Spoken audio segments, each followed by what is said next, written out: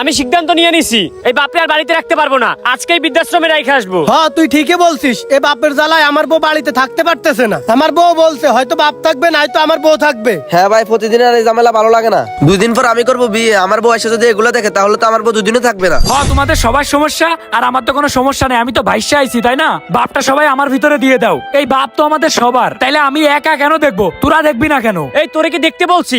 দেখতে হবে না দেখি তো বলতেছি বাপরে বৃদ্ধাশ্রমে রেখে আসি। তোরা যে বৃদ্ধাশ্রমে রাইখা আসার কথা বলতেছিস, তাহলে জমি জামাগুলোর কি হবে? রাইখা আসার আগে জমি জামাগুলো আমাদের নামে লিখে নিতে হবে। আচ্ছা ভাই, আমরা 4টা ভাই যদি বাপরে এক বেলা করে খাইতে দিই তাইলেই তো দিন পার হয়ে যায়। 4টা ভাই মিলে বাপরে এক বেলা খাইতে দিতে পারবো না? একটু থাকতে দিতে পারবো না? বাপের লাগে যদি তোমার এত দরদ লাগে তাহলে তুমি রাখো, তুমি খাওয়াও। আমরা রাখতে পারবো না দেখে বৃদ্ধাশ্রমে রাইখা আসমু। বাবা, আমি তোদের এত কষ্ট করে মানুষ করছি এই দিন দেখার জন্য। কষ্ট করে মানুষ করছো না ছাই করছো? ছোট থেকে না দিছো ভালো জামা কাপড়, না দিছো ভালো খাবার, আবার বলছে আমাদেরকে মানুষ করছে। আচ্ছা তোরা এত কথা বাদ দে, শোন আগে বাপের কাছ থেকে জমিটা লিখে নি, তারপর সাথে সাথে বাপেকে বৃদ্ধাশ্রমে রেখে আসবো। বৃদ্ধাশ্রমে রেখে আসবো ভালো কথা, কিন্তু বাপটার সাথে যেই কাজটা আমরা করতেছি এটা কি ঠিক হচ্ছে? এটা কি তোরা একবার চিন্তা করেছিস? তোর যদি ঠিক না মনে হয় তাহলে বাপের তুই রাইখা দে, আমরা আমাদের বাপের জমিগুলো লেখে নিয়ে আমরা আমাদের মতোই থাকি। আমরা বাপের খবর টবর রাখতে পারুম না। তোমরা সবাই তোমাদের জমি লিখে নাও আর বাপরে আমার ভিতরে দিয়ে দাও। আমার মাস গেলে ইনকাম হয় 5 থেকে 6 হাজার টাকা, আমি বাপরে কি করে খাওয়াবো? বাপরে আমার ভাগে নিয়ে আমি চালাবো কি করে? শোন, বাপের জন্য দরদ হচ্ছে তোর, আমাদের না। আমি বলছি বাপরে বৃদ্ধাশ্রমে রাইখা আসি, যে কয় টাকা আসুক 4 ভাই মিলা দিমু, কিন্তু তুই তাও দিবি না। তাইলে তুই একা রাখ, তুই একা সব খরচা বহন কর।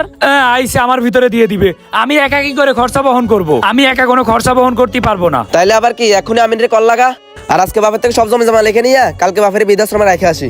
কালকে কি? কালকে কেন? আজকে জমি জামা লেখে নিয়ে আজকে রাইখা আসতেছি। দাঁড়া, আমি আমিনরে কল দিতেছি।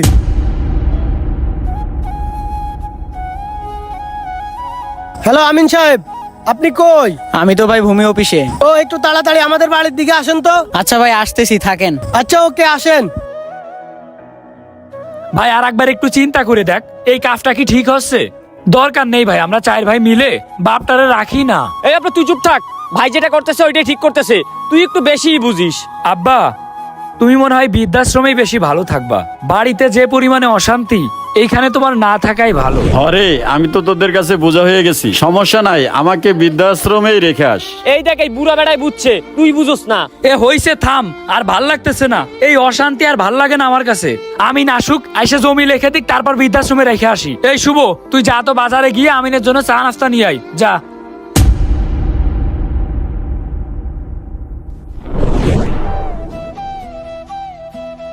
কি অবস্থা সোহাগ ভাই, বাসায় ডাকলেন যে? ও আমিন সাহেব আসছেন, বসেন। আসলে আমাদের জমি 4 ভাইয়ের নামে ভাগ করা লাগবে। ও আচ্ছা, আপনারা জমি ভাগ করবেন? আচ্ছা দাঁড়ান, আপনার জমির পজিশনটা দেখি। এই আমিন সাহেব একটু তাড়াতাড়ি দেখেন, এই ঝামেলার ভাল লাগতেছে না। এই ঝামেলা শেষ হলেই বাপরে তাড়াতাড়ি বৃদ্ধাশ্রমে রেখে আসবো। বাপরে আপনারা বৃদ্ধাশ্রমে রেখে আসবেন? ভাই, আমরা 4টা ভাই থাকার পরও বাপরে 3 বেলা খাওয়াইতে পারতেছি না, আমাদের অনেক সমস্যা হয়ে যাচ্ছে। আব্রো তুই তো বেশি কথা বলস, তুই এখানে চুপ করে বল। ভাই আপনি তাড়াতাড়ি জমিটা একটু ভাগ করে দেন তো। এরা কেমন ছেলে, 4টা ভাই থাকার পরেও নিজের বাপরে নাকি বৃদ্ধাশ্রমে রেখে আসবে। আঙ্কেল তার ছেলেগুলারে মানুষ করতে পারে নাই। আরে ভাই, ভাগ করো জমি, আর কয়বার ভাগ করবো আমি? এই ভাগ করা জমি মানে? এই তুমি আবার কার নামে জমি লিখে দিছো? ও অব্র একটু তোমার কেয়ার করে দেখো, অব্র নামে সব লিখে দিছো। এই শোক, আমরা কি ফাউনি? আমগো নামে জমি লেখ। ভাই তাড়াতাড়ি দেখেন, জমি অব্রর নাম থেকে আমাদের নামে কইরা দেন। আপনারা চুপ থাকেন, আপনাদের আব্বা তো অনেক আগে আপনাদের 4 ভাইয়ের নামে জমি লিখে দিছে। কি 4 ভাইয়ের নামে লিখে দিছে? কি বলেন? 4 ভাইয়ের নামে জমি লিখে দিছে? কবে? আচ্ছা তাহলে শুনেন। আমিন সাহেব, আমার এই জমিগুলো 4 ছেলের নামে লিখে দিব। আমি তো অসুস্থ, কখন কি হয়ে যায় এটার তো ঠিক নাই।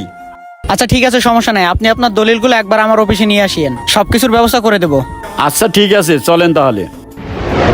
আপনাদের বাবা আপনাদের কত ভালোবাসে জানেন? তার কাছে যত জমি ছিল সব আপনাদের 4 ভাইয়ের নামে লিখে দিছে, আর আপনারা তাকে বৃদ্ধাশ্রমে রেখে আসবেন?